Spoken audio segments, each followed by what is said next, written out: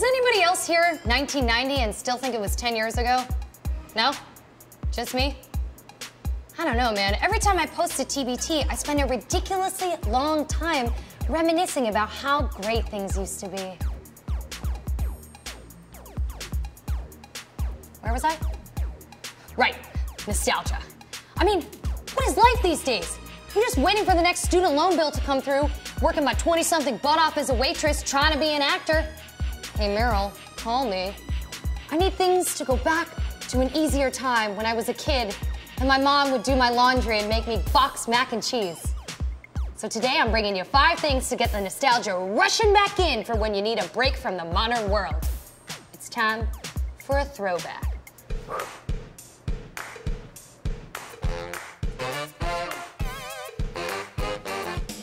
Ice cream soda, cherry on top.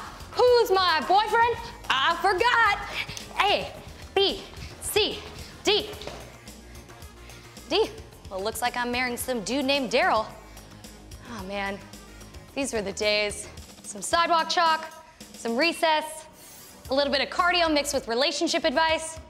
I mean, TBT to my childhood metabolism where I could eat as much sugar as I wanted. Maybe that was because I spent so much time playing outside instead of checking social media. Either way, what better way to work off all those Dunkaroos than with a skip it? I mean, and while we're at it, we might as well get our arm cardio in, right? Oh. Stop it. Twist it. Pull it. I'm keeping this! Reminiscing is great and all, but what's the point unless you have written evidence that it all actually happened? So today we're making a journal by hand. So the first thing you're gonna do is get some paper, obviously. Scrap paper's awesome. You could steal a bunch of paper from the office printer. I know back in the 90s an inconvenient truth hadn't come out and we didn't really care about the planet. But it's 2018 and we use paper instead of plastic and we recycle that shit. So if you're a hoarder like me and have a bunch of these laying around, awesome, use them.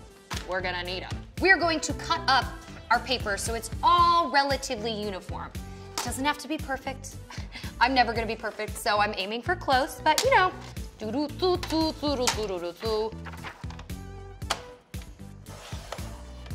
such a satisfying sound. I'm just doing this so you guys can see how the paper cutter works. We found that the best way to do this is to take about 15 pieces of paper. You can mix them up. We've got lots of colorful options here, so I'm gonna make it really unique and special. Let's just say that was 15. And then fold them in half, and you're gonna do this 4 more times. So in the crease, you are going to measure out 4 holes 1 inch apart. It is important that you measure this because you want all of the holes in all of the paper to match up. Wrong side of the ruler. Now we're gonna take this thing called an awl. We found this online, and fun fact, back in the olden days, they used this to puncture leather for shoes. Ugh. Stick it into the hole marks. Yeah, watch your fingers. To keep your pieces of paper together, it's really helpful if you take a binder clip and just stick it on top. That way it just doesn't turn into a hot mess. Now we're gonna move on to the cover because it's the most important part of the journal. We got a bunch of leather scraps online and you can find these very cheap from furniture makers, so it's like basically vegan. Now cut out a piece of leather that fits the size of your paper.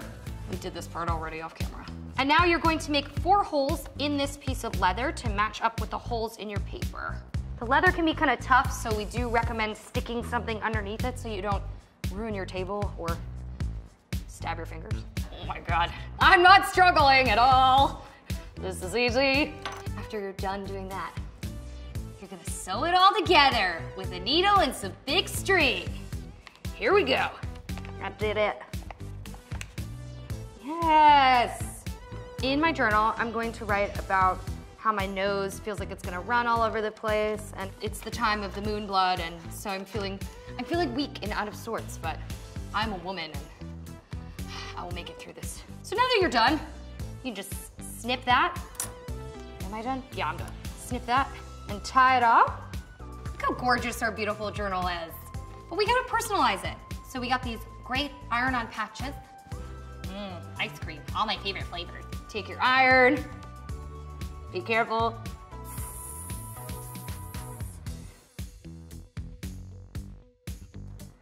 I made this! Dear Diary, today it's some bomb-ass Thai food and my skip-its told me that I'm going to marry a dude named Daryl. Also, if you're my sister Livy, keep out! XOXO. Hannah.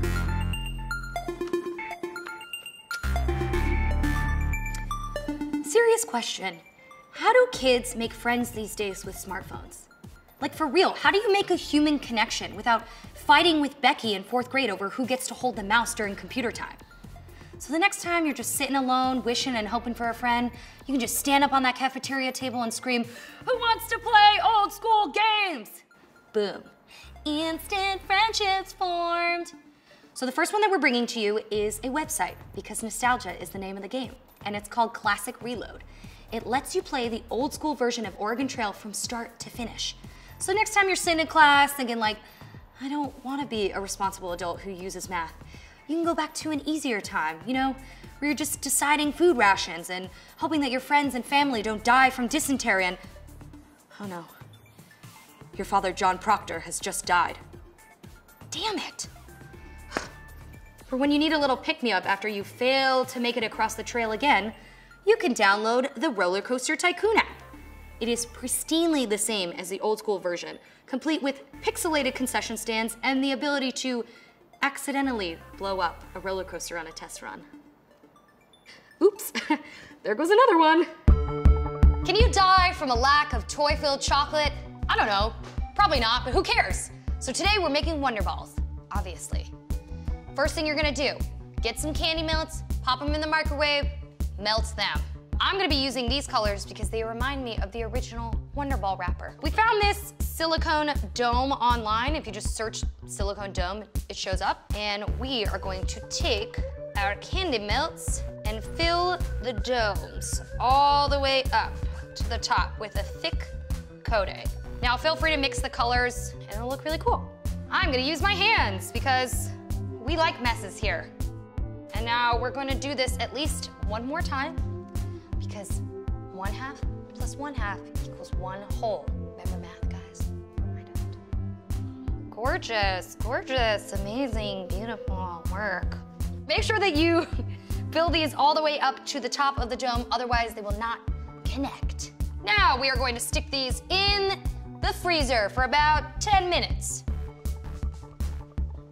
10 minutes later. Look how beautiful.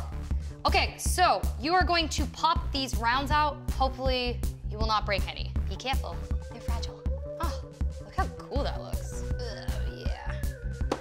Oops, broke one. Oh well. When I was growing up, Wonder Balls had actual plastic toys inside of them, but I feel like there were some lawsuits and maybe some kids choked and now they just have candy inside. But in honor of TBT, we are just going to say screw it and put plastic right in the middle. So I got these things. I don't know, I feel like 3 is good. Toys, toys, toys in my Wonder Ball. With some leftover chocolate, you're gonna seal your Wonder Ball.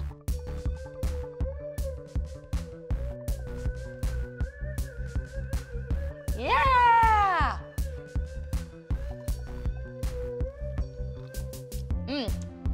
Edible memories, edible choking hazards.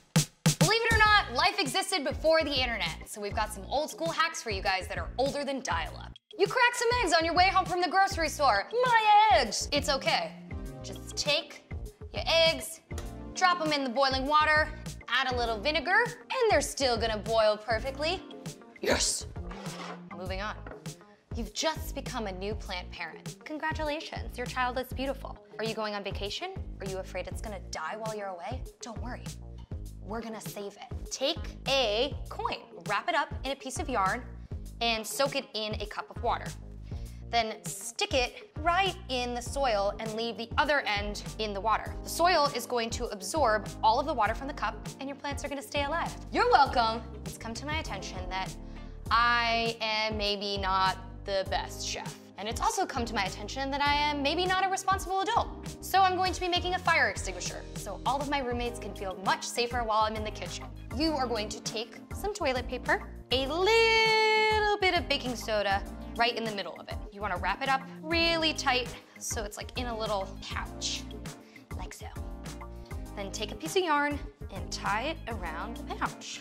I'm gonna double knot it just for safety, because safety is the name of the game right now. Poke a hole in a bottle cap and feed the yarn through.